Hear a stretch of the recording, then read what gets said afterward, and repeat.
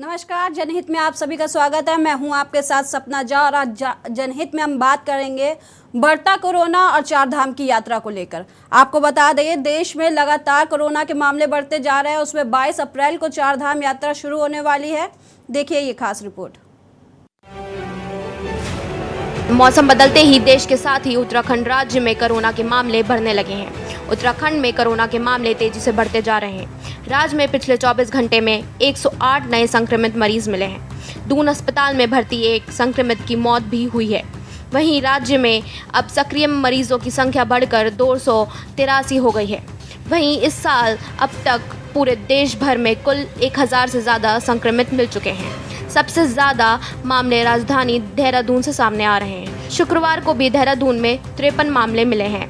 चिंता की बात यह भी है कि मेडिकल स्टाफ भी बड़ी संख्या में कोरोना संक्रमित हो रहे हैं। बृहस्पतिवार को भी कोरोनेशन अस्पताल में 2 डॉक्टरों समेत 6 मेडिकल स्टाफ के कर्मचारी संक्रमित मिले हैं। वहीं राज्य के स्वास्थ्य सचिव डॉक्टर आर राजेश कुमार का कहना है कि केंद्र सरकार की ओर से टेस्टिंग और वैक्सीनेशन बढ़ाने के निर्देश दिए हैं, जिसको देखते हुए सभी जिलाधिकारियों को निर्देशित किया गया है। देखिए, चारधाम यात्रा के दृष्टिगत सबसे पहले मैं ये बताना चाहूँगा, हम लोग यात्रियों की सुविधा के लिए पूरे चारधाम रूट में हम लोगों ने 50 हेल्थ ATMs हम लोगों ने एस्टैब्लिश किए हैं और ये 72 प्रकार का टेस्ट ये करता है। इसी का जो है माननीय मुख्यमंत्री जी ने एक अभी उद्घाटन भी किया था। हमने सेक्रेटरीट में भी हमने इसको एस्टैब्लिश किया था। आप लोगों ने भी इसका लाभ लिया होगा, जनता भी लाभ ले रही है। तो इसके अलावा जो यात्रा रूट है, जैसे केदारनाथ का ट्रैक रूट है या आपका यमुनोत्री का ट्रैक रूट है, यहाँ पे भी जितने भी हमारे मेडिकल रिलीफ पोस्ट हैं, वहाँ पे हम लोग लैब इन द बैग एक मोबाइल डिवाइस हम लोग दे रहे हैं। वो 28 प्रकार का टेस्ट वो करता है। आपको बता दें कि राज्य में लगातार बढ़ रहे मामलों ने सरकार की चिंता को बढ़ा दिया है। इन सब के बीच उत्तराखंड की प्रसिद्ध चारधाम यात्रा के शुरू होने के लिए अब बस कुछ ही दिन शेष रह गए हैं। 22 अप्रैल से यात्रा शुरू होने जा रही है। सरकार को उम्मीद है कि इस बार की भी चारधाम यात्रा ऐतिहासिक होगी और पिछले सालों से अधिक श्रद्धालु इस बार आएंगे। ऐसे में कोरोना की गाइडलाइन सरकार कैसे पालन कराएगी, ये बड़ी चुनौती है। वहीं अब इस मामले में राज्य में सियासत गर्मा गई है। कांग्रेस का कहना है कि सरकार ने कोरोना से निपटने के लिए कोई तैयारी नहीं की है। सरकार हवाई बातें पर ज़्यादा विश्वास करती है, जबकि सत्ता पक्ष विपक्ष के आरोपों को सिरे से खारिज कर रहा है। लानत है इस सरकार पर, इसलिए क्योंकि चारधाम यात्रा की तैयारी पूरी हो गई, ये दावे आप कर रहे हैं, लेकिन ग्राउंड जीरो पर हकीकत ये है कि लगातार कोरोना पेशेंट्स बढ़ रहे हैं। आपके पास ना उनको देने के लिए दवाई है, ना आपके अस्पतालों में ऑक्सीजन सिलेंडर या वेंटिलेटर्स की कोई ड्रिल हुई है। आपका केंद्रीय औषधालय पुराने ही 2019-20 के सामान से पटा पड़ा है और केंद्र सरकार से सामान आपको भेजा नहीं जा रहा है। कहीं ना कहीं रोज जो मौतें हैं उसका आंकड़ा बढ़ रहा है, मरीजों का आंकड़ा बढ़ रहा है और अब तो पता चल रहा है कि डॉक्टर्स तक संक्रमित हो गए और ये पूरी तरह से शरीर को तोड़ देने वाला बुखार है। और सरकार इसके लिए कितनी मुस्तैद है, ये ठीक वैसे ही है जैसा आप जाम देख रहे हैं। अभी चारधाम यात्रा से पहले ये हालत है शहर की, तो फिर चारधाम यात्रा शुरू होने के बाद क्या होगा।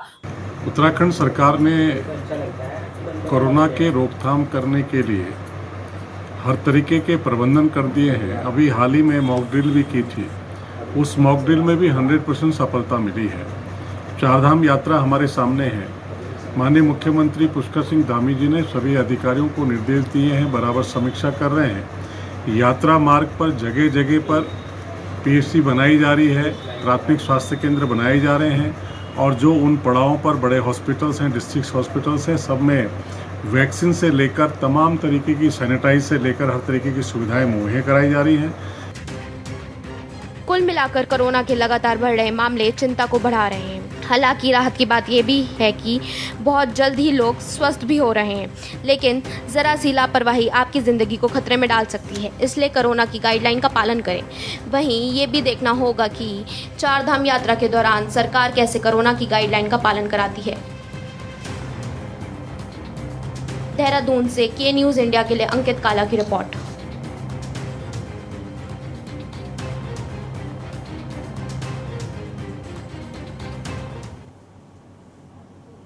कोरोना का साया सिर्फ चारधाम यात्रा पर नहीं बल्कि निकाय चुनाव पर भी है। ऐसे में बड़ा सवाल होता है कि उत्तराखंड सरकार कैसे इस बार चारधाम यात्रा को और निकाय चुनाव को निपटा पाएगी।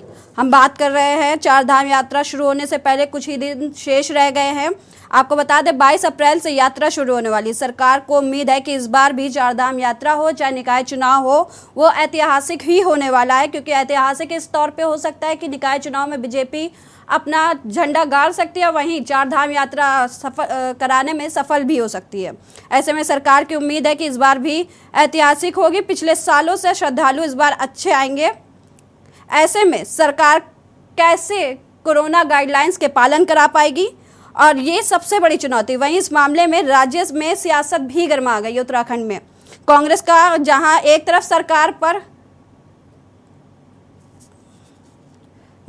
तरफ विपक्ष सरकार को घेर रही है, वहीं हमारे साथ डॉक्टरों का पैनल जुड़ चुका है जी। हमारे साथ मौजूद है doctor Rajiv Kakkar, chest specialist. नमस्कार, आभार आपका हमारे साथ जुड़ने के लिए। वहीं डॉक्टर विकास मिश्रा माइक्रोबायोलॉजिस्ट जुड़ चुके हैं।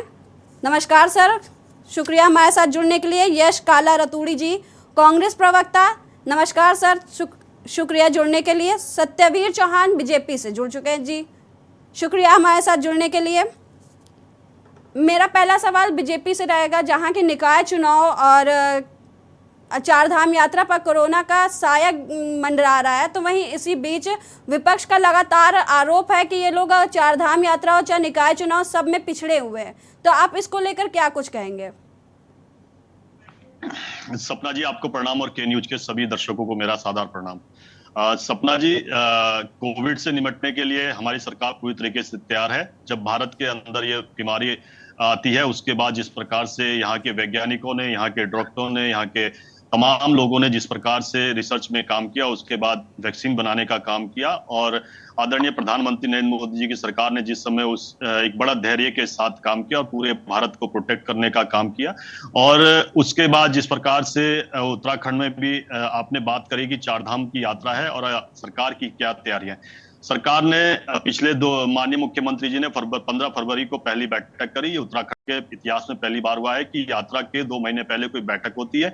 उसके बाद तमाम उन मंत्रालयों के साथ चर्चा की जाती है कि पिछली यात्रा में आपके क्या अनुभव रहे हैं, उस अनुभवों के आधार पर इस बार हमें और क्या करने की और आवश्यकताएं हैं, वो तमाम वहां पर निकल के बातें आई, चर्चा हुई। और उसके बाद जिस प्रकार से इस बार नया देखने को मिल रहा है कि जैसा कि आपको यात्रा के समय में मिलेगा कि 75 जो आपके जो एटीएम्स है, हेल्थ एटीएम्स लगाए जाएंगे। वहां पे जो नॉर्मल डिजीज है, आप अपना ब्लड सैंपल या यूरिन वहां पर डाल सकते हो, और साथ के साथ आप अपना ये चेक कर सकते हो कि मेरी हेल्थ की स्थिति क्या है। और साथ में लैब इन द बैग भी जो हमने देने का काम करेंगे।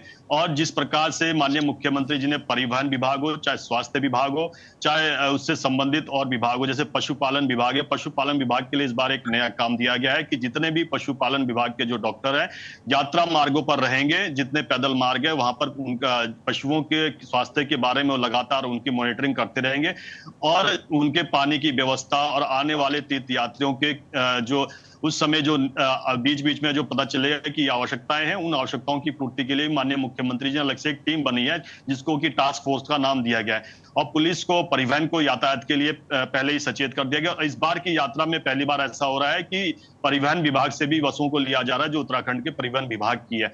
बात रही कि वैक्सीनेशन का, मास्क का, अन्य सुविधाओं का क्या जो यात्री को मिलनी चाहिए, उसके लिए हमारी मॉक ड्रिल से लेके तमाम वो चीजें स्वास्थ्य मंत्री आदरणीय धन सिंह रावत जी ने करी है। और आने वाली जैसी यात्रा शुरू होती है सारी सुविधाएं उनको मिलेगी। और सभी जो आपने विषय रखा है आपके चैनल के माध्यम से, मैं तमाम जो दर्शन करना चाहते हैं, चारधाम में यात्रा करना चाहते हैं, अपने समय पर रजिस्ट्रेशन करिए। हम आपका स्वागत है, उत्तराखंड में आइए, देव दर्शन करिए और उसका लाभ प्राप्त करिए।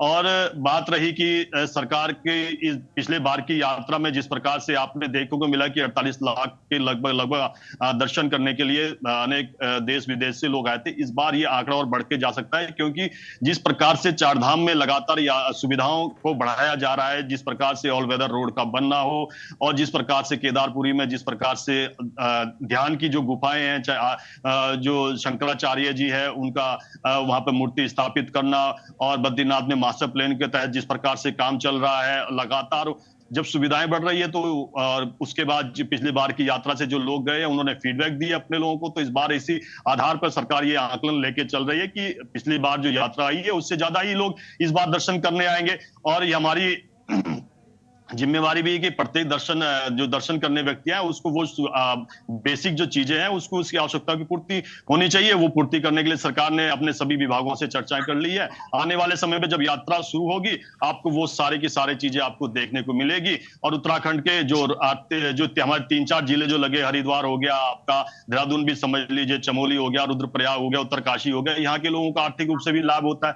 पिछली यात्रा में जब पूरा का पूरा खाका तैयार किया गया तो 211 करोड़ से अधिक का राजस्व तो सरकार को उससे प्राप्त हुआ। 1 अरब से अधिक का लाभ उनको, जो हमारे घोड़ा कंडी वाले लोग होते हैं उनको हुआ। सहायता समूह की जो महिलाएं हैं उनको 28 लाख से अधिक का उनको लाभ हुआ। तो ये सब चीजें भी आर्थिक रूप से भी इस बार और मजबूती देने का काम करेगी। और उत्तराखंड में जिस प्रकार इस बार यात्रा चाह रहा है हमारे जो जितने भी इससे जुड़े हुए लोग हैं उस प्रकार की उनको यात्रा मिलेगी। और समय समय पर जिस प्रकार से चेंजेस होंगे, मीडिया का साथ भी हमको चाहिए होगा कि भाई यात्रा का किस प्रकार से सुचारू रूप से चल रही है। और आदरणीय प्रधानमंत्री मोदी जी का यहाँ विशेष लगाव है। केंद्र भी हमारी लगातार सहायता कर रहा है कि किस प्रकार से यात्रा को और जिस प्रकार की सुगम बनाया जाए। उसमें प्रधानमंत्री मोदी जी का तो आपने देखा ही है, चाहे कभी कपाट खुलने पे आते हैं, चाहे वो कपाट बंद होने पे आते हो, चाहे माणा में जिस प्रकार से उन्होंने बद्रीनाथ में खाका खींचा। कोई प्रधानमंत्री पहली बार जाता है माणा में, फिर वहां पे रात्रि विश्राम करता है, वहां पे ये देखता है कि यहाँ की विकास की स्थितियां क्या है, क्या यहाँ पर और आवश्यकताएं हैं, वो सारी चीजें करते हैं। अपने पीएमओ के साथ उसके बाद बैठक करते हैं और लगातार उस विषय में काम चल रहा है। रोपवे का भी काम चल रहा है और यमुनोत्तरी की यात्रा, क्योंकि 2 हमारी यात्राएं हैं, एक बाबा केदारनाथ की और एक मां यमुनोत्तरी की। 2 सबसे टफेस्ट यात्रा है, क्योंकि यहाँ जैसे आपका बाबा केदारनाथ का है वहां पे 21 किलोमीटर का पैदल ट्रैक है। आपका यमुनोत्तरी में चले जाओ लगभग 7 किलोमीटर का पैदल ट्रैक है, जहां पर सेकंडों में मौसम बदलता है। उसको सुगम बनाने के लिए, रोपवे बनने के लिए माननीय प्रधानमंत्री जी केंद्र सरकार ने अनुमति दे दी है। चाहे आपका गौरीकुंड से जो बनना हो, चाहे आपका हेमकुंड में बनना हो, चाहे यमुनोत्तरी में बनना हो, वो तमाम कार्य हो रहे हैं कि जिससे कि जो बाहर से, क्योंकि इस यात्रा में हर एज ग्रुप का व्यक्ति आता है, चाहे वो 18 साल का हो, चाहे वो 30 साल का हो, चाहे वो 60-70 साल का क्यों ना हो। 18 साल के यात्री जो व्यक्ति होता है उसके लिए आसान होता है यात्रा करना, मगर जो 60-70 की एज में होता है उसको किस प्रकार से ये जो 21 किलोमीटर ट्रैक है और 7 किलोमीटर का ट्रैक है उसकी वो कैसे इस चीज से छुटकारा पाए, उसी के लिए ये दृष्टि रखी गई है कि किस प्रकार से वहां पर रोपवे का निर्माण किया जाए। वही प्रधानमंत्री मोदी जी ने जब बार बार आके देखा यहाँ पर। हमारे साथ दर्शक जुड़ चुके हैं जो कि अपने सवाल पूछेंगे आप लोगों से। हमारे साथ कानपुर से गिरीश शुक्ला जुड़ चुके हैं। जी गिरीश, क्या सवाल है आपका? मैं ये कहना चाहता हूँ कि मैं देश की जनता को आगाह करता हूँ कि वह सरकारों के सहारे, मुख्यमंत्री और प्रधानमंत्री के सहारे कहीं यात्रा न करें, क्योंकि कहीं भी ईश्वर का निवास रह नहीं गया। सारे तीर्थ स्थान पिकनिक स्पॉट बन चुके हैं और आपकी जान को बेहद खतरा है, आपके परिवार को बेइंतहा खतरा है।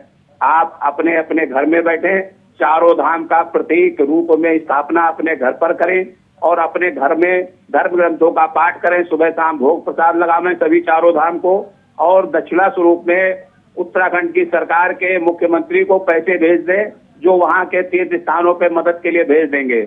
लेकिन आप किसी कीमत पर उत्तराखंड न जाएं।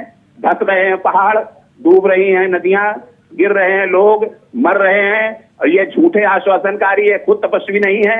इनके सहारे आप वहां न जाएं, ये ढोंगी लोग हैं, ये आपको ले जा करके मरवा देंगे। आप कतई न जाएं। आप यहाँ से सीधे पैसे भेज दें उनकी सरकार को, जो भी भेज सकते हैं, और यहाँ पर आप अपने घर पर बैठ करके चारों धाम की पूजा करें और इससे आपको ईश्वर मिलेंगे। ईश्वर कहीं किसी तीर्थ स्थान पर बचे नहीं है। सारे तीर्थ स्थान अब पिकनिक स्पॉट में कन्वर्ट कर दिए गए हैं। जहां पैसे का चलन हो जाता है वहां ईश्वर एक सेकंड नहीं रुकता है। हिंदुस्तान का ऐसी कोई जगह नहीं बची जहां ईश्वर बचा हो। ईश्वर अगर कहीं है तो भक्त की आत्मा में निवास करता है। उसे आप जागृत करें, अपने घर में बैठ कर करें, तभी आपको ईश्वर की कृपा और दया प्राप्त जी धन्यवाद। हमारे साथ प्रेम चेन्नई से जुड़ चुके हैं। जी प्रेम, बात रखिए अपनी। नमस्कार मैम, मैं बोल रहा हूँ कि कोरोना के लिए सरकार ने बहुत इंतजाम किए हैं, बहुत खुशी है इस बात की और बहुत चेष्टा कर रहे हैं। अब उन्होंने बात छेड़ दी प्रवक्ता साहब ने कि बीजेपी वालों ने कि पीएम साहब ये कर रहे हैं, पीएम साहब वहाँ जाते रहते हैं। पीएम साहब का जाने में क्या है, वो तो हेलीकॉप्टर सीधा सिटी के सर पे उतारते हैं। हमारे जाने के लिए उन्होंने सुविधा की है, वो बात अलग है। कहने का मेरा तात्पर्य ये है कि यहाँ भी गवर्नमेंट ने रिस्ट्रिक्शन कर दिया है कि रजिस्ट्रेशन में इतने ही आदमियों को अलाउ करेंगे। हमारी आस्था का क्या होगा? पीएम तो जब चाहे जब जाके दर्शन कर सकते हैं, सीएम जब चाहे तो उनकी अगुवाई में दर्शन कर सकते हैं, उनके साथ में 2000 5000 आदमी दर्शन कर सकते हैं। अब इन्होंने रजिस्टर कर दिया कि इतने ही आदमी जा सकते हैं क्योंकि इनके पास अरेंजमेंट नहीं है, तो हम कहाँ से जाए? हमारी आस्था का क्या होगा? दूसरी रही बात, ये बोलते हैं पर्यटक को हम बढ़ावा दे रहे हैं। पर्यटक को बढ़ावा किस लिए दे रहे हैं? खाली जहाँ जहाँ देखिए भारतवर्ष में जहाँ भी हमारे पीएम साहब ने किया, चाहे काशी हो, चाहे वो महाकाल मंदिर हो, चाहे यहाँ शिव का मंदिर हो, सब जगह खाली हमारे पूज्य नेता ही लोग जा रहे हैं और सब हेलीकॉप्टर उनके सर पे उतार रहे हैं। हमारे देश की आस्था, हमारे आदमियों की आस्था तो खत्म हो गई। हम तो नहीं जा सकते, हमारे तो रिस्ट्रिक्शन कर दिया इन्होंने कि इतने ही आदमी जा सकते हैं। यहाँ पे क्या होगा? वहाँ पे 6 महीने के लिए खुलता है, वहाँ के व्यापारियों का क्या होगा? ये सोचने की चीज है। धन्यवाद प्रेम। वक्त एक छोटे से ब्रेक का, जल्द हाजिर होंगे। ब्रेक के बाद आप सभी का स्वागत है। चर्चा को आगे बढ़ाते हैं। हमारे साथ डॉक्टरों का पैनल जो कि कोरोना को लेकर जुड़े हुए हैं, डॉक्टर विकास मिश्रा और डॉक्टर राजीव कक्कड़। दर्शक अपने सवाल हमारे डॉक्टर पैनल से पूछ सकते हैं कि उनको क्या कुछ समस्या और किस तरीके से सावधानियां बरती जा सकती है। जी डॉक्टर राजीव कक्कड़ जी, क्या कुछ सावधानियां, क्योंकि कोरोना के लगातार मामले बढ़ रहे हैं, लोग परेशान हो रहे हैं, बुखार आ रहा है, हड्डियां मतलब दर्द हो रहा है हड्डियों में लोगों के, और 3-3 4-4 दिन बुखार से घर में ही प्रताड़ित हैं वो। बिल्कुल सही कहा कि आजकल इन्फेक्शन बढ़ रहा है। जो बदलता हुआ मौसम में जो फ्लैक्चुएशन इधर कुछ समय में देखा गया, इस समय वायरल मल्टीप्लिकेशन, चाहे वो कोविड का हो, चाहे वो इन्फ्लुएंजा वायरस हो, चाहे रिस्पिरेटरी सिंसिटियल वायरस हो, सबके मल्टीप्लिकेशन बढ़ जाते हैं, वायरल इन्फेक्टिविटी बढ़ जाती है। आपकी बात बिल्कुल ठीक है कि कोविड के केस निरंतर बढ़ रहे हैं, डबलिंग टाइम उतना ही हो गया है जितना पिछले उसमें आया था। इन्फेक्टिविटी तो ज़्यादा है लेकिन उतनी सीरियसनेस नहीं है। कोरोना आता रहेगा, जाता रहेगा, जैसे और इन्फेक्शन आते हैं वैसे ही आता रहेगा, और ऐसा लगता नहीं है कि इस बार भी बहुत सीवियर इन्फेक्शन होगा, लेकिन हम लोगों को उसके लिए बचाव करना बहुत ज़रूरी है। जो हमारे कोविड के नॉर्म्स थे, जो हम लोगों को प्रोटेक्शन के नॉर्म्स थे कि हमें मास्क इस्तेमाल करना चाहिए, डिस्टेंस बना के रखना चाहिए, घर आने के बाद में अपने कपड़ों को उतार करके उनको अलग रखना चाहिए, अपना अच्छे से नहाना चाहिए, और उसके बाद घर के और मेंबर्स से जो कि बुज़ुर्ग हैं, बच्चे हैं, उनके संपर्क में आना चाहिए। हाथ अपने थोड़ी देर में धोते रहना चाहिए, साबुन का प्रयोग करें, या अगर कोई केमिकल्स यूज़ करना चाहें तो उनका इस्तेमाल कर सकते हैं। अगर वो सारे प्रयोग, सारी चीज़ें अगर हम लोग करेंगे तो ये स्प्रेड हम लोगों का रुक सकता है, क्योंकि ये इन्फेक्शन ड्रॉपलेट इन्फेक्शन से स्प्रेड करता है। एक आदमी से दूसरे आदमी जब खांसता है उसके द्वारा स्प्रेड करता है। कभी कभी हाथ से जब हम अपने नाक या आँखों को टच करते हैं तो उससे भी अपने आप को स्प्रेड कर सकता है। तो इसलिए अगर हमें अपना बचाव करना है तो ज़रूरी है उन नॉर्म्स का प्रयोग हम लोग अपना इस्तेमाल करें। वैक्सीनेशन बहुत ज़रूरी है, बहुत ज़रूरी है। वैक्सीनेशन एक वो शील्ड है जो हमें अपने आप को इस इन्फेक्शन से बचाती है। इसलिए ज़रूरी है कि इन्फेक्टिविटी लेकिन बहुत ज़्यादा है, एक आदमी 10 से 20 आदमियों को इन्फेक्ट कर सकता है। अगर इसको शील्ड कर दें, अगर बचा दें, रोक दें, तो शायद वो स्प्रेड बढ़ जाएगा। दूसरी चीज़ें, अगर किसी आदमी को सस्पेक्टेड इन्फेक्शन है, किसी को कफ कोल्ड है, बुखार आ रहा है, तो सबसे बेहतर तो यही है कि वो आदमी स्वयं आइसोलेट हो जाए, वो स्वयं मास्क का लगाए और अपने घर वालों को इन्फेक्ट ना करे। अगर वो आदमी अपने आप को प्रोटेक्ट कर लेता है तो वो इन्फेक्शन 10 से 20 और वो 10 से 20 लोग और लोगों को जो इन्फेक्ट कर सकते हैं उनको रोका जा सकता है। ये जो वेरिएंट है ये हल्का है, इसमें जो म्यूटेशन हुआ है वो बहुत ज़्यादा इन्फेक्टिविटी तो है लेकिन उतनी सीवियरिटी नहीं है। ओमिक्रॉन का ही वेरिएशन है, ये डेल्टा की तरह बिल्कुल नहीं काम कर सकता है, क्योंकि जो हमारा म्यूटेशन होता है वो दो तरह का होता है। एक तो वर्टिकल म्यूटेशन होता है, एक हॉरिजॉन्टल म्यूटेशन होता है।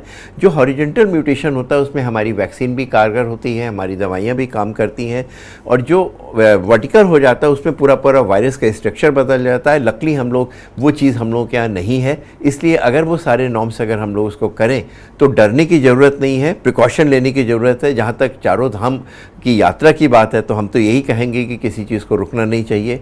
चीज़ें दिन चलता रहता है, ज़िंदगी चलती रहती है, उसकी वजह से हमें डरने की ज़रूरत नहीं है। प्रिकॉशन लें क्योंकि किसी चीज़ को रोकने से हम लोगों ने ये भी देखा कि हम लोगों ने कंप्लीट लॉकडाउन कर दिया, लोगों की इकोनॉमी स्टेटस ख़राब हो गई, लोगों के इनकम ख़त्म हो गई, लेकिन वायरस अपना स्प्रेड नहीं रुका होता है। तो अगर हम प्रिकॉशन रखें, वही चीज़ करें, तो शायद हमें उसके लिए घबराने की ज़रूरत नहीं। क्योंकि पिछली बार हमने देखा जो भी गवर्नमेंट हो, चाहे किसी की भी गवर्नमेंट हो, गवर्नमेंट हमेशा इंटरेस्टेड रहती है कि हमारे जितने सिविलियंस हैं, जितने लोग हैं, वो उनको स्प्रेड ना हो, उनको बहुत अच्छे से उनका इंतज़ाम हो। तो हमने देखा कि जो गवर्नमेंट हॉस्पिटल्स हैं, उनकी एक्टिविटी 80% लोग गवर्नमेंट हॉस्पिटल्स में जाते हैं। उन्होंने बहुत अच्छे से काम करा है, बहुत अच्छे से उसको रोका है। जो गवर्नमेंट ने वैक्सीन बनाई है उसमें भी कोई दो राय नहीं है, इतनी अच्छी वैक्सीन, क्योंकि 60% वैक्सीन के इतिहास में पहली बार हुआ है कि यात्रा के 2 महीने पहले कोई बैठक होती है, उसके बाद तमाम उन मंत्रालयों के साथ चर्चा की जाती है कि पिछली यात्रा में आपके क्या अनुभव रहे हैं, उस अनुभवों के आधार पर इस बार हमें और क्या करने की और आवश्यकता है, वो तमाम वहां पर निकल के बातें आई, चर्चा हुई। और उसके बाद जिस प्रकार से इस बार नया देखने को मिल रहा है कि जैसा कि आपको यात्रा के समय में मिलेगा कि 75 जो आपके जो एटीएम्स है, हेल्थ एटीएम्स लगाए जाएंगे, वहां पे जो नॉर्मल डिजीज है, आप अपना ब्लड सैंपल या यूरिन वहां पे डाल सकते हो और साथ के साथ आप अपना ये चेक कर सकते हो कि मेरी हेल्थ की स्थिति क्या है।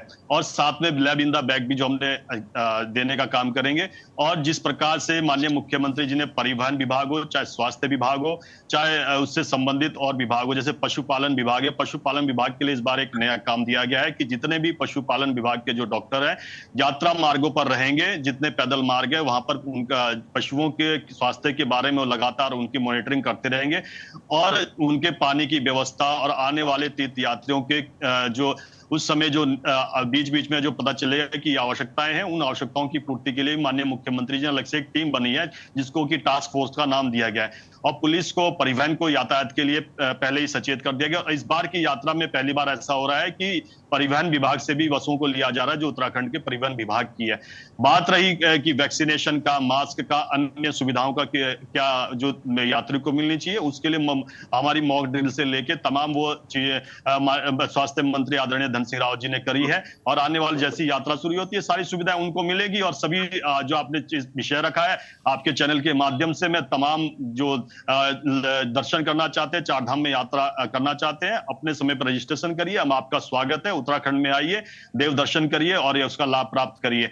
और बात रही कि सरकार के इस पिछले बार की यात्रा में जिस प्रकार से आपने देखने को मिला कि 48 लाख के लगभग दर्शन करने के लिए अनेक देश विदेश से लोग आए थे, इस बार ये आंकड़ा और बढ़ के जा सकता है, क्योंकि जिस प्रकार से 4 धाम में लगातार सुविधाओं को बढ़ाया जा रहा है, जिस प्रकार से ऑल वेदर रोड का बनना हो और जिस प्रकार से केदारपुरी में जिस प्रकार से ध्यान की जो गुफाएं हैं, चाहे जो शंकराचार्य जी है उनका वहां पर मूर्ति स्थापित करना, और बद्रीनाथ में मास्टर प्लान के तहत जिस प्रकार से काम चल रहा है, लगातार जब सुविधाएं बढ़ रही है तो उसके बाद पिछली बार की यात्रा से जो लोग गए उन्होंने फीडबैक दिए अपने लोगों को, तो इस बार इसी आधार पर सरकार ये आकलन लेके चल रही है कि पिछली बार जो यात्रा आई है उससे ज्यादा ही लोग इस बार दर्शन करने आएंगे। और ये हमारी जिम्मेवारी भी है कि प्रत्येक जो दर्शन करने व्यक्ति है उसको वो बेसिक जो चीजें हैं उसको उसकी आवश्यकता की पूर्ति होनी चाहिए। वो पूर्ति करने के लिए सरकार ने अपने सभी विभागों से चर्चाएं कर ली है। आने वाले समय में जब यात्रा शुरू होगी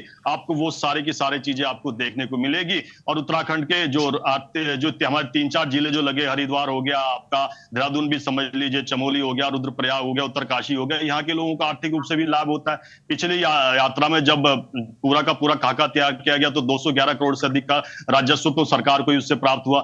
1 अरब से अधिक का लाभ उनको, जो हमारे घोड़ा कंडी वाले लोग होते हैं उनको हुआ। सहायता समूह की जो महिलाएं हैं उनको 28 लाख से अधिक का उनको लाभ हुआ। तो ये सब चीजें भी आर्थिक रूप से भी इस बार और मजबूती देने का काम करेगी। और उत्तराखंड में जिस प्रकार इस बार यात्रा चाह रहा है हमारे जो जितने भी इससे जुड़े हुए लोग हैं, वो उस प्रकार की उनको यात्रा मिलेगी। और समय समय पर जिस प्रकार से चेंजेस होंगे, मीडिया का साथ भी हमको चाहिए होगा कि भाई यात्रा का किस प्रकार से सुचारू रूप से चल रही है। और आदरणीय प्रधानमंत्री मोदी जी का यहाँ विशेष लगाव है केंद्र भी हमारी लगातार सहायता कर रहा है कि किस प्रकार से यात्रा को और जिस प्रकार की सुगम बनाया जाए। उसमें प्रधानमंत्री मोदी जी का तो आपने देखा ही है, चाहे कभी कपाट खुलने पे आते हैं, चाहे वो कपाट बंद होने पे आते हो, चाहे माणा में जिस प्रकार से उन्होंने बद्रीनाथ में खाका खींचा। कोई प्रधानमंत्री पहली बार जाता है माणा में, फिर वहां पे रात्रि विश्राम करता है, वहां पे ये देखता है कि यहाँ के विकास की स्थितियां क्या है, क्या यहाँ पर और आवश्यकताएं हैं, वो सारी चीजें करते हैं। अपने पीएमओ के साथ उसके बाद बैठक करते हैं और लगातार उस विषय में काम चल रहा है। रोपवे का भी काम चल रहा है और यमुनोत्री की यात्रा, क्योंकि दो हमारी यात्राएं हैं, एक बाबा केदारनाथ की और एक मां यमुनोत्री की, दो सबसे टफेस्ट यात्रा है। क्योंकि यहाँ जैसे आपका बाबा केदारनाथ का है, वहां पे 21 किलोमीटर का पैदल ट्रैक है, आपका यमुनोत्री में चले जाओ लगभग 7 किलोमीटर का पैदल ट्रैक है, जहां पर सेकंडों में मौसम बदलता है। उसको सुगम बनाने के लिए, रोपवे बनने के लिए माननीय प्रधानमंत्री जी, केंद्र सरकार ने अनुमति दे दी है। चाहे आपका गौरीकुंड से जो बनना हो, चाहे आपका हेमकुंड में बनना हो, चाहे यमुनोत्री में बनना हो, वो तमाम कार्य हो रहे हैं कि जिससे कि जो बाहर से, क्योंकि इस यात्रा में हर एज ग्रुप का व्यक्ति आता है, चाहे वो 18 साल का हो, चाहे वो 30 साल का हो, चाहे वो 60-70 साल का क्यों ना हो।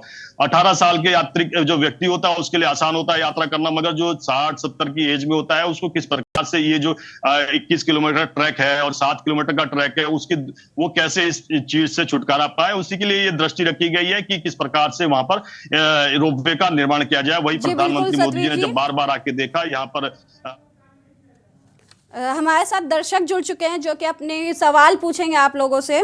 हमारे साथ कानपुर से गिरीश शुक्ला जुड़ चुके हैं। जी गिरीश, क्या सवाल है आपका? मैं ये कहना चाहता हूं कि मैं देश की जनता को आगाह करता हूं कि वह सरकारों के सहारे, मुख्यमंत्री और प्रधानमंत्री के सहारे कहीं यात्रा न करें, क्योंकि कहीं भी ईश्वर का निवास रह नहीं गया। सारे तीर्थ स्थान पिकनिक स्पॉट बन चुके हैं और आपकी जान को बेहद खतरा है, आपके परिवार को बेइंतहा खतरा है।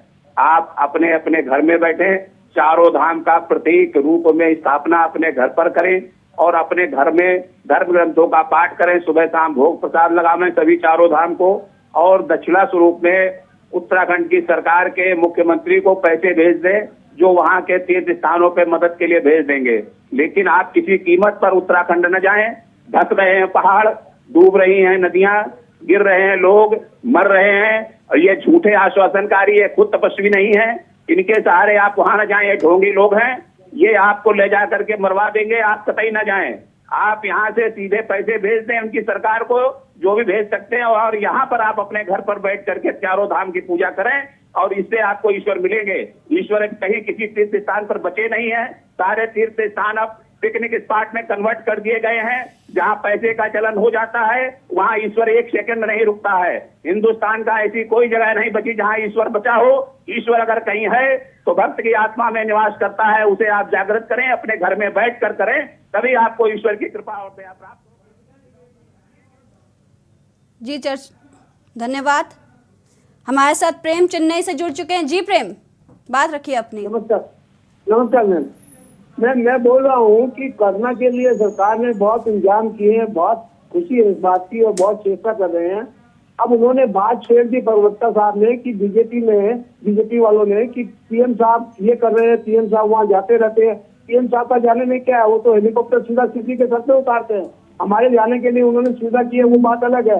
कहने का मेरा तात्पर्य ये है कि यहाँ की गवर्नमेंट ने रिस्ट्रिक्शन कर दिया है कि रजिस्ट्रेशन में इतने ही आदमी को अलाउ करेंगे। हमारी आशा का क्या होगा? पीएम तो जब चाहे जब जाके दर्शन कर सकते हैं, सीएम जब चाहे तो उनकी अगुवाई में दर्शन कर सकते हैं, उनके साथ में 2000-5000 आदमी दर्शन कर सकते हैं। अब इन्होंने रजिस्टर कर दिया कि इतने ही आदमी जा सकते हैं, क्योंकि इनके पास अरेंजमेंट नहीं है। तो हम कहाँ से जाए? हमारी आस्था का क्या होगा?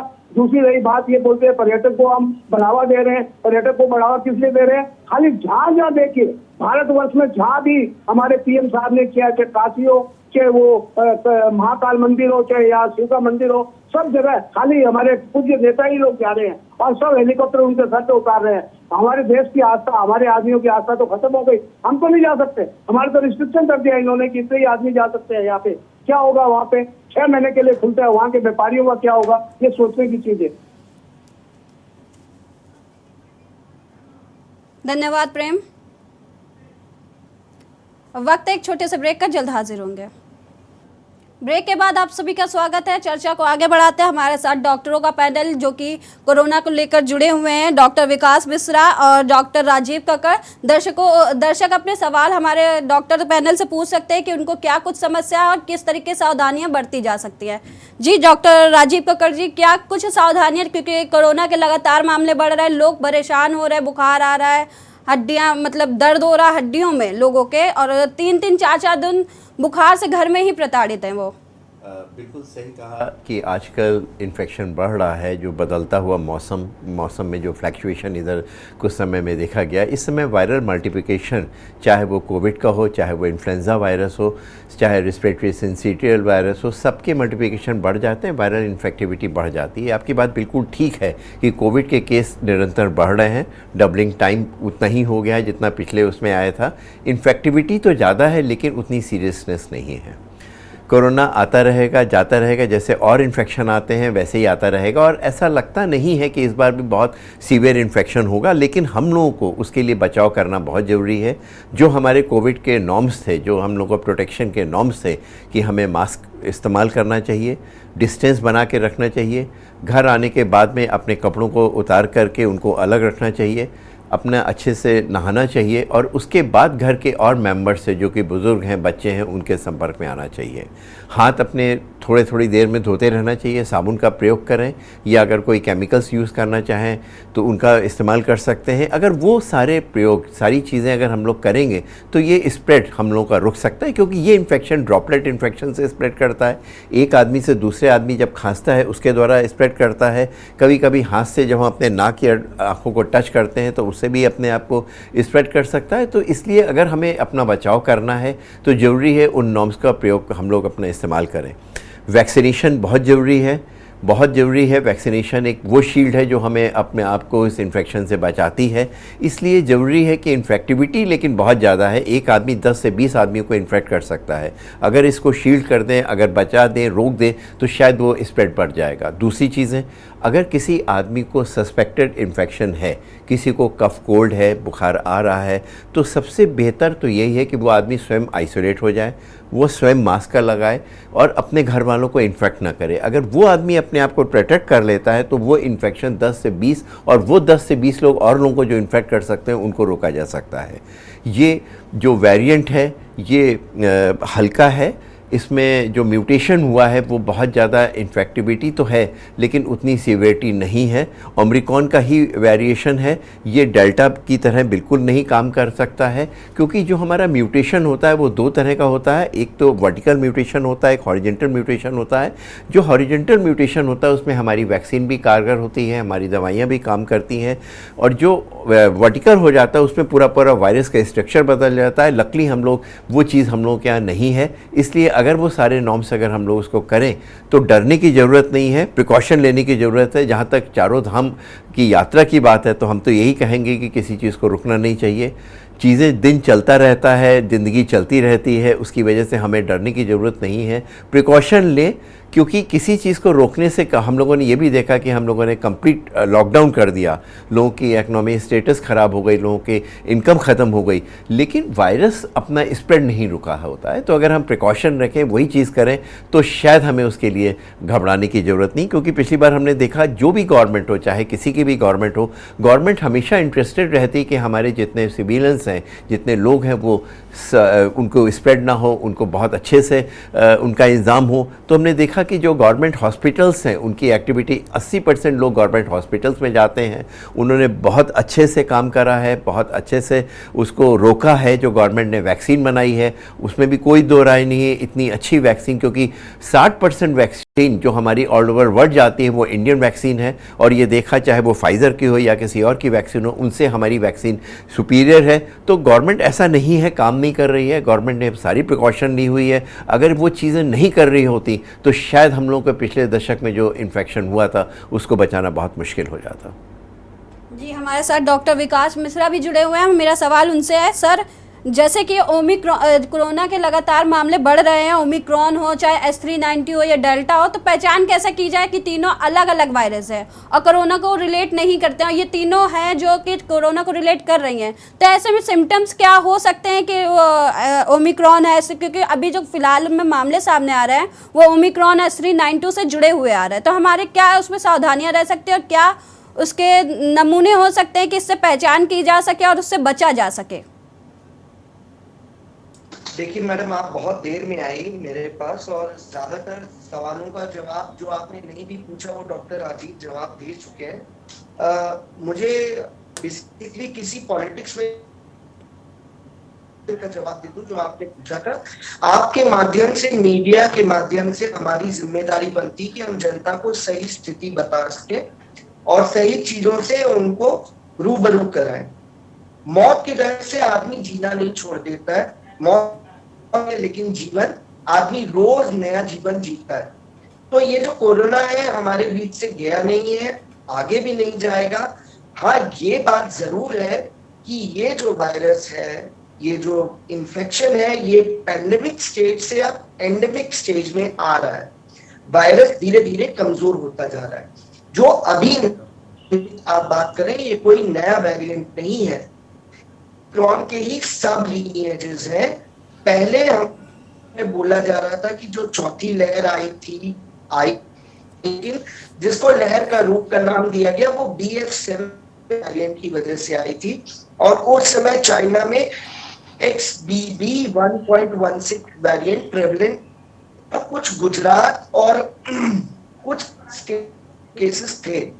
अब जैसे हमारे यहाँ भी होता है फिटेस्ट, तो ये वायरस भी आपस में लड़ते हैं और सर्वाइवल म्यूटेंट होता है, उसकी तादाद बढ़ जाती है। जो है वो BF7 से ये चेंज हो वेरिएंट की तरफ आ गया है, जो कि इंसाकॉग ने अभी रिसेंट अपनी रिपोर्ट रिलीज करी है। तो उसमें जो मैक्सिमम सैंपल्स कोविड पॉजिटिव के टेस्ट हुए हैं उसमें हमें पता लगा है कि ओमिक्रॉन का ही सब लीनिएज XBB वेरिएंट 1.16 है।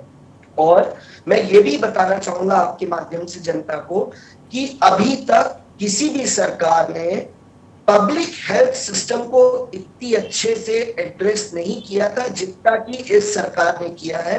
प्रधानमंत्री मोदी जी के नेतृत्व में हमारी जो सरकार है उसने वैक्सीनेशन का कवरेज दिया। वैक्सीनेशन की फर्स्ट डोज और सेकेंड डोज अगर आप लगा लें तो 97% से ऊपर गए।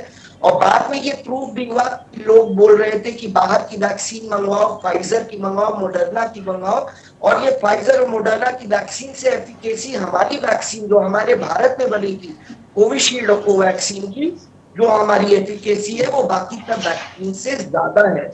तो आपके माध्यम से मैं जनता से अनुरोध कराना चाहूंगा कि जैसे कि आप लोगों ने एकदम से फर्स्ट और सेकेंड डोज ली थी, सरकार का साथ दिया था, आप सब कुछ सरकार पे मत छोड़े। आप थोड़ा सा शिथिल हो गए, आप सोच रहे हैं कि कोरोना हमारे बीच से चला गया, कोरोना गया नहीं, आगे भी नहीं जाएगा। जब ये एंडेमिक हो जाएगा तो ये सीजनल आएगा। तो जैसे आप फ्लू का शॉट लेते हैं हाई रिस्क केसेस, वैसे ही आपको इस वैक्सीन का भी आपको शॉट लेना पड़ेगा हर साल। और अब तो जिन्होंने कोविशील्ड लगाई थी उन्होंने नई वैक्सीन कॉर्बेवैक्स बनाई है जिसमें सुई का भी डर नहीं होगा और उसको आप बूस्टर डोज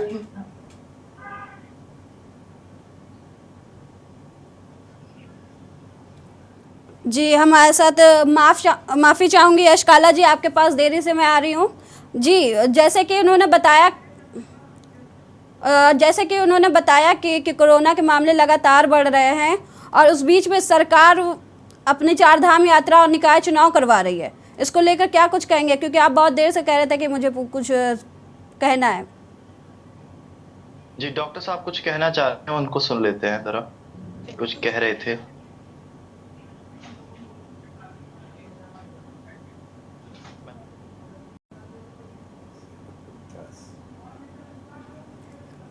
हमारे साथ दर्शक चंद्र प्रकाश कुरुक्षेत्र से बन चुके हैं जी। चंद्र प्रकाश, सबसे पहले तो मैं के न्यूज से ये रिक्वेस्ट करना चाहता हूँ कि हमारे हरियाणा में पहले जब इंजेक्शन लगता था तो व्हाट्सएप के ऊपर मैसेज आ जाता था, परंतु अब मोबाइल पे मैसेज नहीं आ रहा।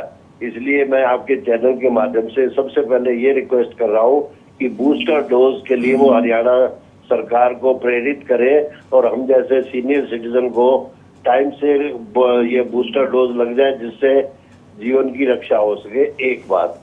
दूसरा, जहाँ तक कोरोना की बात है तो मैं ये कहना चाहता हूँ कि पैरासीटामोल हफ्ते में अगर एक बार गोली ले ली जाए तो उससे फर्क पड़ता है, और गिलोय घनवटी और गिलोय का काढ़ा पीने से भी इसके ऊपर कंट्रोल हो जाता है। ये मेरा निजी अनुभव मैं आपके साथ शेयर कर रहा हूँ।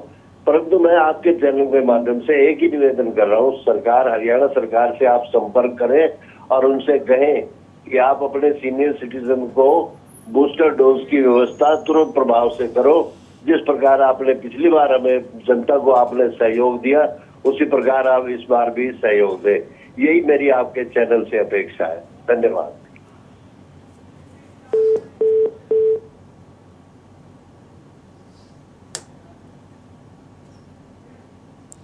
यश काला रतूड़ी जी, आप अपनी बात पूरी करिए।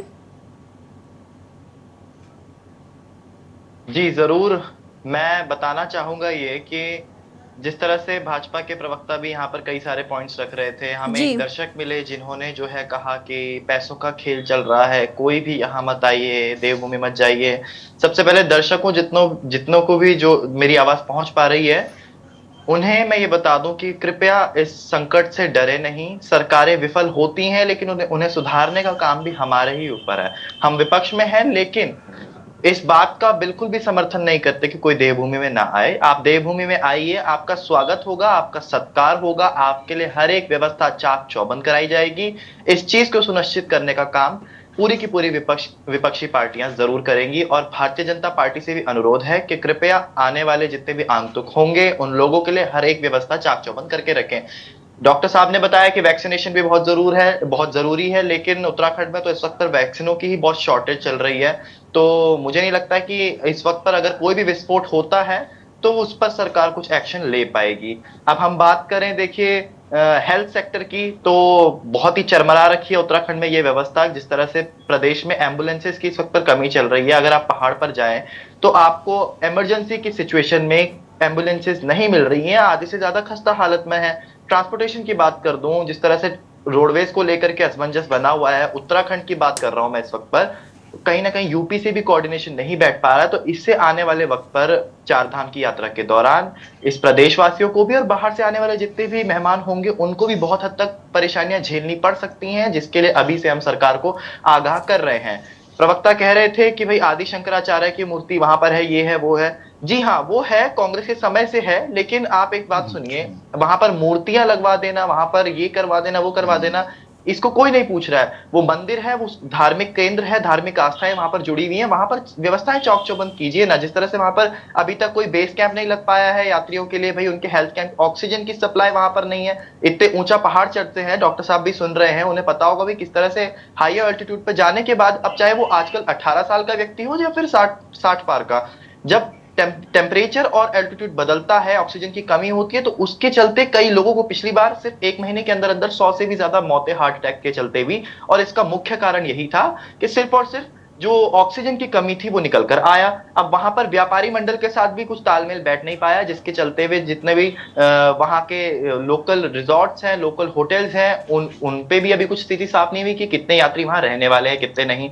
जीएमवीएन के रिजॉर्ट्स की बात करूं, मतलब गढ़वाल मंडल विकास निगम के जितने रिजॉर्ट्स हैं, जितने होटल्स हैं, जितने टूरिस्ट रेस्ट हाउस है, वहां पर भी अभी कुछ सुविधाएं चौक चौबंद नहीं हो पाई है, जिससे आने वाले समय में जो है यात्रियों को मुसीबत का सामना करना पड़ सकता है। रुद्रप्रयाग जिसमें केदारनाथ आता है, हाँ यमुनोत्री भी बहुत टफ पड़ाव है। इन दोनों ही जगह के जो अभी तक जो डीएम वगैरह कार्यरत हैं, सबसे पहले मैं रुद्रप्रयाग की बात करूं तो वहां पर इस वक्त पर मयूर दीक्षित जो वहां के डीएम है, वो पूरे तरीके से आश्वासन दे रहे हैं कि आने वाले समय में जैसे ही यात्रा शुरू होगी सारी व्यवस्थाएं चाक चौबंद कर दी जाएंगी। लेकिन कहीं ना कहीं उनका भी तालमेल वहां की लोकल एमएलए से नहीं बैठ पा रहा है। ना तो केदारनाथ की विधायिका इस वक्त पर सामने निकल कर आ रही है, ना रुद्रप्रयाग जनपद के विधायक निकल कर आ रहे हैं। दोनों न जाने किस घोंसले में जाकर के बैठ गए हैं। और आने वाले वक्त में अगर जनता को परेशानी होगी तो ये पूरा का पूरा दोष किस पर डाल देंगे? अधिकारियों पे, वहां के सिस्टम पे। हाँ, दोषी अधिकारी भी होंगे, लेकिन इस वक्त पर आप चुने हुए जनप्रतिनिधि हैं। आपके क्षेत्र में अगर इतनी बड़ी यात्रा होने वाली है, इतने सारे मेहमान आने वाले, तो आपकी जिम्मेदारी बनती है आप सामने निकल कर आए। और मैं बताऊं, दर्शक ने जिन्होंने अभी कहा पैसों का खेल चल रहा है, ये वो, मुझे बहुत दर्द उनकी बात में लगा। मुझे लगा कि न जाने इस देश में लोग कितने टूटे हुए हैं उत्तराखंड की स्थिति देख करके, क्योंकि जब माननीय प्रधानमंत्री जी देवभूमि उत्तराखंड के इतने प्रसिद्ध 4 धाम में से एक ज्योतिर्लिंग केदारनाथ के अंदर घुस करके कैमरा लेकर के जाते हैं, वहां के गर्भगृह की जितनी भी महिमा है उसका एकदम ही उसकी अस्मिता को तार तार कर देते हैं, उसे लाइव टेलीविजन पर दिखा करके अपनी टीम को अंदर घुसा करके उसके गर्भगृह में, जहां फोटो खींचना मना है, जहां बाहर बोर्ड लगने चाहिए थे कि यहां अंदर आकर के कोई सेल्फी भी ना ले सके, यहां अंदर आकर के कोई अपना फोन भी ना निकाल सके, कैमरा तक ना घुसा सके, वहां हमारे देश के माननीय प्रधानमंत्री जी हिंदू हिंदू करते करते हिंदुओं को ठगते ठगते अंदर घुस गए, और घुसे तो घुसे, पंडित पुजारियों को धक्का मारते हुए घुस गए कि भैया दिखने दो, मोदी जी को दिखने दो और उसके गर्भगृह दिखने दो केदारनाथ का। अब रही बात बद्रीनाथ की, बद्रीनाथ में पिछली बार कह रहे थे कि भैया बद्रीनाथ में अभी तक बहुत कुछ हालत सामान्य है, बद्रीनाथ में अभी तक पानी नहीं पहुंच पाया है। तो ये सोचिए जब वहां पर यात्री आएंगे तो पानी के वो पिएंगे क्या, वो करेंगे क्या वहां बिना पानी के। बिजली ठप पड़ी रहती है, केदारनाथ में बिजली की सप्लाई बाधित है, अगर मैं आपको बता दूं, नहीं पहुंच पा रही हुई खबर, बाधित है। वहां के जितने पंडा पुरोहित है वो लोग तो भाजपा की सरकार से इस हद तक के परेशान है कि उनको भाजपा की सूरत भी देखनी वाजिब नहीं हो रही है, मुनासिब नहीं हो रही है, और जिस तरह से इनके जनप्रतिनिधि गायब है, इसका असर कहीं ना कहीं आने वाले समय में देखने को मिलेगा। लेकिन फिर भी मैं इस देश की के न्यूज के जितने भी दर्शक है उन्हें कह रहा हूं कि आप देवभूमि में आइए। एज अ विपक्ष होने के नाते हम लोग सड़कों पर है, सरकार को चेता रहे हैं, और मुझे भी उम्मीद है, मुझे भी आशा है कि आज नहीं तो कल, लेकिन जल्दी जल्दी इनकी आंखें खुलेंगी। भले ही कुछ कम दिन रह गए हैं, लेकिन पिछले साल की तरह वो मौत का आंकड़ा नहीं होगा, वो बेदर्दी नहीं होगी जानवरों के साथ। घोड़े खच्चर जिस तरह से पड़े हुए मिले हमें देवभूमि में, कहीं ना कहीं शिवजी ने जब उसे देखा होगा, देवभूमि के जितने देवता है जब उन्होंने देखा होगा, तो उनका हृदय भी कहीं ना कहीं तार तार हुआ होगा। लेकिन इस बार ये सुनिश्चित करना होगा भाजपा की सरकार को कि प्रदेश की जनता को और आने वाले जितने भी मेहमान हैं उनको 4 धाम यात्रा में कोई दिक्कत ना हो, परिवहन एकदम चाक चौबंद रहे। कहीं ऐसा ना हो कि प्रदेश की जनता की गाड़ियां काट करके परिवहन विभाग से उन लोगों को दे दी जाए जो इस वक्त पर 4 धाम यात्रा में आएंगे, क्योंकि उससे प्रदेश की जनता भुगतती है। अभी शायद से दर्शकों को ये पता ना होगा कि जितनी रोडवेज की बसें आपके यहाँ लगती है ना, वो तमाम यहाँ वहां के जितने भी हमारे प्रदेश के एरियाज हैं, उन लोगों की, इस प्रदेश वासियों की बसें उनसे छीन करके मेहमानों के स्वागत में लगा दी जाती है। अतिथि देवो भव, खुले दिल से सत्कार किया है, लेकिन इस बार सबसे बड़ी रिक्वेस्ट यही है कि भैया उत्तराखंड के लोगों के साथ ये अन्याय न किया जाए। और रही बात स्वास्थ्य की, तो स्वास्थ्य व्यवस्थाएं चाक चौबंद की जाए। जब पिछली बार स्वास्थ्य सेवाएं लचर हो रही थी, उस वक्त पे धन सिंह रावत जी बाहर चले गए थे, जो इस प्रदेश के स्वास्थ्य मंत्री हैं, प्रशिक्षण देने के लिए। पर्यटन जब चरमरा रहा था, उस वक्त पर सतपाल महाराज जी विदेश चले गए थे, कुवैत, दुबई, और वापस आकर के कितना बेवकूफाना बयान देते हैं कि भैया हम तो विदेशों से जो है पर्यटक लाने के लिए गए थे। तो माननीय हमारे मंत्री जी, पर्यटन मंत्री जी, महाराज जी, आप बाहर जा रहे हैं तो इस बार बता दीजिए जरा आंकड़ा कि पिछली बार आप कितने पर्यटकों को दुबई, कुवैत से लेकर के आए, और इस बार आप कितने लोगों को लेकर के आएंगे। और माननीय मुख्यमंत्री पुष्कर सिंह धामी जी, आप जरा मुख्य सचिव से तालमेल बैठाइए, आप जरा अपने भाजपा के जनप्रतिनिधियों को बोलिए, विधायकों को बोलिए, शैला रानी रावत को बोलिए जो केदारनाथ से विधायक है, और भरत सिंह चौधरी को बोलिए जो रुद्रप्रयाग से विधायक है, उनको बोलिए कि आप फ्रंट लाइन पर आइए, और उन्हें बोलिए आप कहां गायब है, आपने क्यों सारा का सारा काम छोड़ दिया अधिकारियों पर। और मैं तो तारीफ करना चाहता हूं मयूर दीक्षित की, जो रुद्रप्रयाग के डीएम है, वो इतने हौसले के साथ सामने निकल कर आ रहे हैं और अपनी सरकार के, अपने सिस्टम को जो है एक तरीके से कवर अप करने की कोशिश कर रहे हैं, ना कि उसे पॉलिटिसाइज करने के लिए वो कदम बढ़ा रहे हैं। लेकिन हाँ, सराहनीय है, लेकिन अकेले आदमी से नहीं होगा, इतने लाखों, इतने करोड़ों लोग यहाँ पर आएंगे। यश काला जी, सर जैसे कि उन्होंने बताया कि बाहर से लोग आ रहे हैं, उसमें ज़्यादा कोरोना संक्रमित मिलते हैं, क्योंकि यहाँ से जितने भी मामले अभी फिलहाल में आ रहे हैं, जितने के इधर से उधर ट्रैवलिंग के बाद मामले सामने आ रहे हैं। तो जैसे 4 धाम यात्रा शुरू होने वाली है, तो हमारे दर्शक और जो कि 4 धाम यात्रा करने जा रहे हैं लोग, उनको क्या क्या सावधानियां बरतनी चाहिए?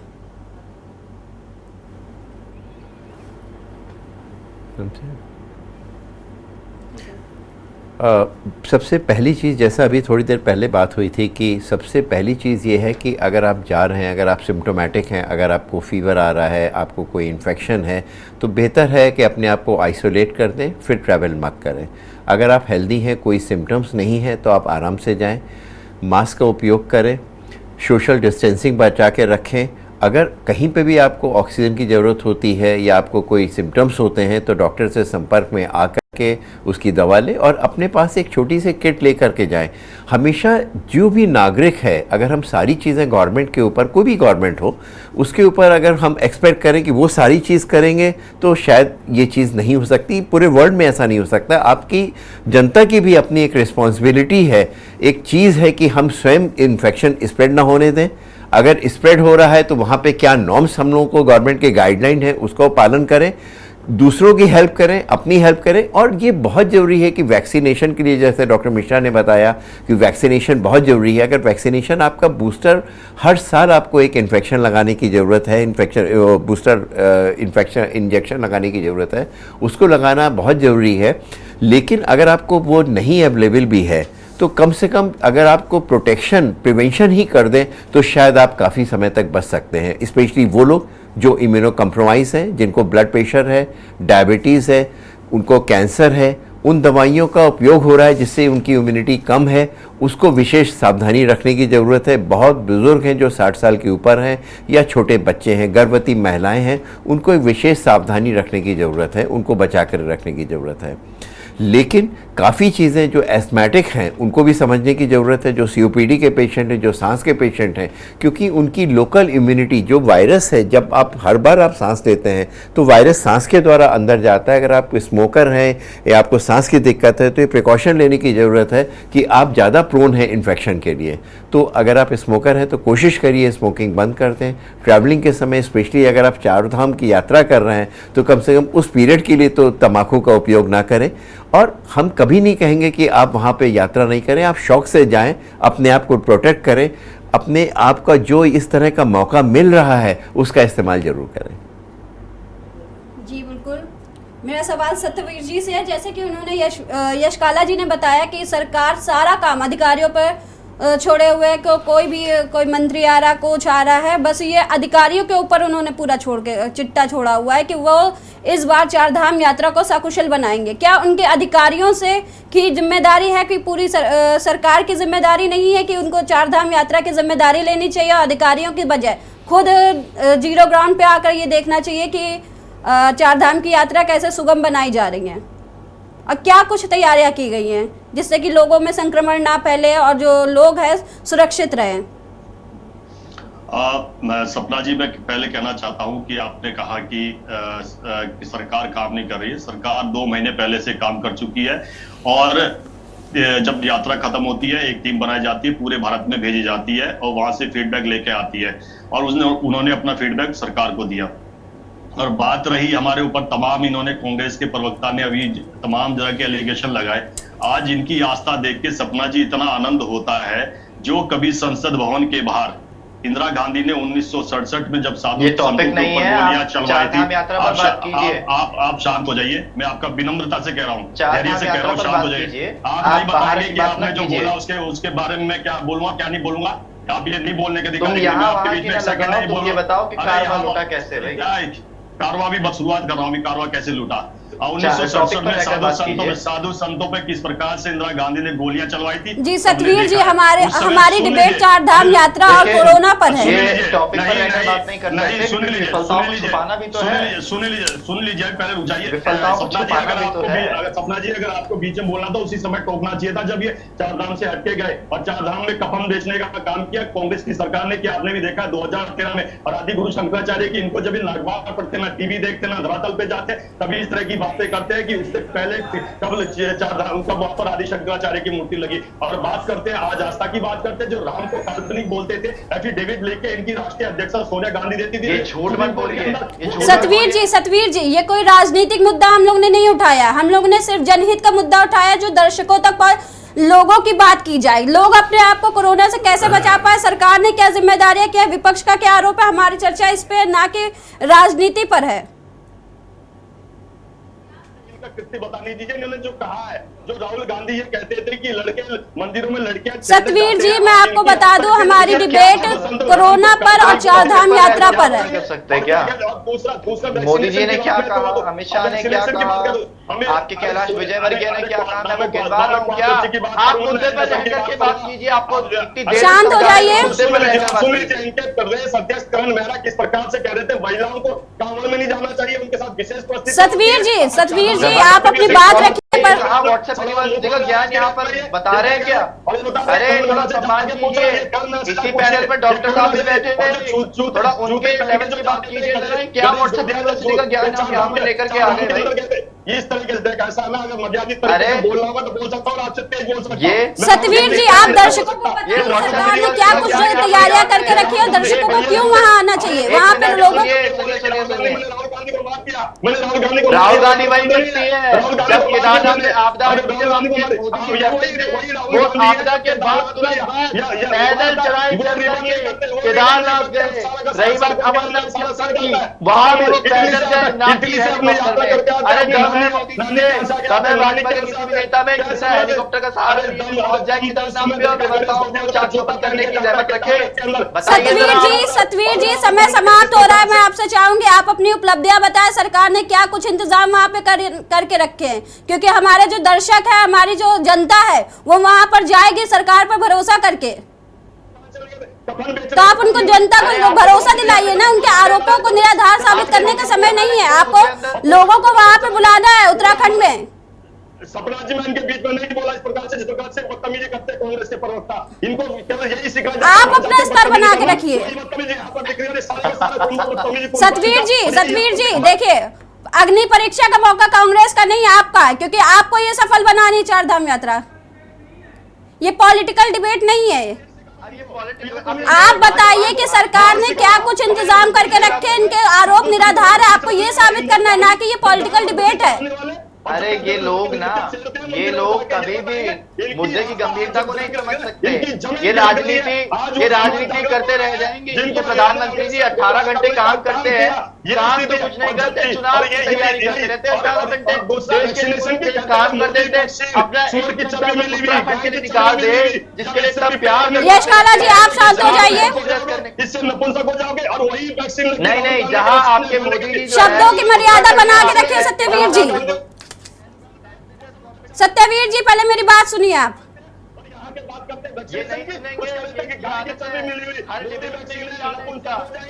हमारे दर्शक उज्जवल हमारे साथ जुड़ चुके हैं, सुनते हैं उनका क्या कुछ कहना है। जी उज्जवल। मैडम, मैं अभी आपको डिबेट सुन रहा था, इसमें देखा कि एक कांग्रेस के बीजेपी के प्रवक्ता बैठे हुए, ये राजनीति का मुद्दा बना रहे इसको कि हमने ये किया, इन्होंने ये नहीं किया, ये किया। अरे इनको कह दो कि कोई जानवरों की डिबेट नहीं है जो आपस में लड़ रहे हैं। ध्यान सुनो, लोगों की सुरक्षा क्या है उसके लिए उपाय बताए। लोग क्या आपने किया जनता के लिए, क्या कर आरोप न लगाइए। आपकी सरकार है, आपकी जवाबदेही, आपको ही जवाब देना पड़ेगा, है ना। तो आरोप प्रत्यारोप का दौर नहीं है ना। जनहित में लोग फैसला उठाइए कि हम लोगों के लिए ये उपाय करेंगे, इससे ये सावधानियां हैं, ये हमने गाइडलाइन बनाई है, इसके लिए बात करें। जी सत्यवीर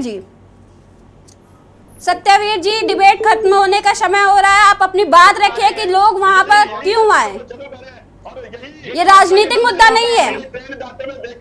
आप बताइए कि सरकार ने क्या कुछ तैयारियां करके रखी है, जैसे कि हमारे डॉक्टर साहब ने कहा कि तैयारियां होनी चाहिए, किट उपलब्ध होनी चाहिए लोगों के लिए। ये कौन सा निबंध सुना रहे हैं? अरे अपना ये फर्रा जरा बंद करो। हम डॉक्टर राजीव कक्कड़ के पास चलेंगे। जी सर, बताइए क्या कुछ इंतजाम करके लोगों को वहाँ पे कुछ, जब चार धाम यात्रा के लिए जाए तो क्या कुछ इंतजाम करके जाए, क्योंकि वहाँ पे अगर जाकर उनको अचानक से पता चलता है कि वो पॉजिटिव पाए गए हैं, तो वहाँ पे उनको सुरक्षा के इंतजाम वो खुद रखे, ना कि किसी के ऊपर आधारित रहे कि निर्धारित रहे कि उनके ऊपर कि आप, मैं कोरोना पॉजिटिव हो गया हूँ, आप मेरे इंतजाम करिए, मुझे कहीं भर्ती कराइए। देखिए, सबसे बड़ी चीज़ जो है वो इंफ्रास्ट्रक्चर होता है। वो शायद गवर्नमेंट ने अभी तक कर लिया होगा, वो बेहतर बता पाएंगे। जो वहाँ के हॉस्पिटल्स हैं, जैसे बता रहे थे, मोबाइल वैन्स हैं जो कि वहाँ पे अवेलेबल हैं, चाहे वो डायग्नोसिस के लिए हों, चाहे वो ट्रीटमेंट के लिए हों। ये चीज़ें बहुत अहम होती है। अगर सबसे बड़ी चीज़ होती है, अगर कोई भी आदमी, चाहे वो सीरियस हो या न हो, अगर उसके सिम्टम्स हैं उसको आइसोलेट करना। अगर वो मास्क नहीं यूज़ कर रहा है तो ये बहुत पक्का होना चाहिए कि जो आदमी ट्रैवल कर रहा है वो मास्क का उपयोग करे। अगर किसी को सिम्टम्स हो रहे हैं, फीवर है, तो फीवर की दवा उनके पास मिल जानी चाहिए, गवर्नमेंट को देना चाहिए। ऑक्सीजन सिलेंडर या ऑक्सीजन का इंतज़ाम होना चाहिए। सीरियस पेशेंट को शिफ्ट करने के लिए एम्बुलेंस या व्हीकल का इंतज़ाम होना चाहिए। वो चीज़ें जो कि गवर्नमेंट कर सकती है वो तो बेसिक चीज़ें वहाँ पे मौजूद होनी चाहिए। आशा है उन्होंने पूरा इंतजाम कर लिया है, क्योंकि पिछले भी दशक में हमने देखा था कि गवर्नमेंट सजग रहती है, कोई भी गवर्नमेंट हो, किसी की भी गवर्नमेंट हो, वो हमेशा इंटरेस्टेड रहती है कि हमारी यात्रा या कोई भी चीज़ इवेंट सक्सेसफुल हो। तो सबसे बड़ा चीज़ है जो इंफ्रास्ट्रक्चर, रोड, जो हमारी व्हीकल्स होती हैं, जो हमारी ऑक्सीजन की सप्लाई है, मेडिसिन की कोई कमी नहीं होनी चाहिए। ये सारी चीज़ें अगर होती हैं तो बाकी जो लोग आ रहे हैं वो स्वयं अपने पास कुछ दवाइयाँ जो कि बेसिक मेडिसिन है, चाहे वो पैरासीटामोल हो, चाहे अगर कोई इन्फेक्शन हो रहा है उसकी दवा, अगर लूज मोशंस हो रहे हैं तो उसके लिए दवा। क्योंकि जिस समय जो कोविड है न ही केवल आपके कफ कोल्ड को करता है, वो लूज मोशंस वगैरह, गैस्ट्रोएंटेराइटिस भी होती है, उसके लिए भी आपके पास प्रिकॉशन होनी चाहिए, उसके लिए आपके दवा होनी चाहिए। और गवर्नमेंट का भी एक फ़र्ज़ होता है कि वो बेसिक जो नेसेसिटी है, जो कि चीज़ें हैं, वो आपको प्रोवाइड करे। गवर्नमेंट हॉस्पिटल्स बहुत सजग हैं, वहाँ के डॉक्टर्स जो हैं वो हम पर्सनली भी काफ़ी लोगों को जानते हैं, बहुत सिंसियर हैं, बहुत सारे समय वो वर्क करते रहते हैं। इसलिए ज़रूरी है कि इसके लिए गवर्नमेंट और प्रशासन, उसके साथ में जनता, तीनों को मिलकर काम करना पड़ेगा। अगर हम केवल गवर्नमेंट को ब्लेम करें या केवल प्रशासन को ब्लेम करें, उससे कोई नतीजा नहीं निकलता। स्वस्थ रहना हमारा जन्मसिद्ध अधिकार है। कुछ भार हम अपने आप संभालें, कुछ गवर्नमेंट के लिए रखें, कुछ प्रशासन के लिए रखें। अगर तीनों यूनाइट हो जाएंगे तो हमें नहीं लगता कि हम लोग कोविड से हार जाएंगे।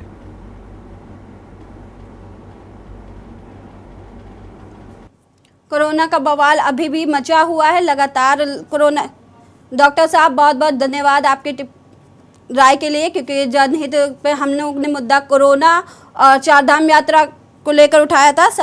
सभी मेहमानों का शुक्रिया। फिलहाल जनहित में इतना ही।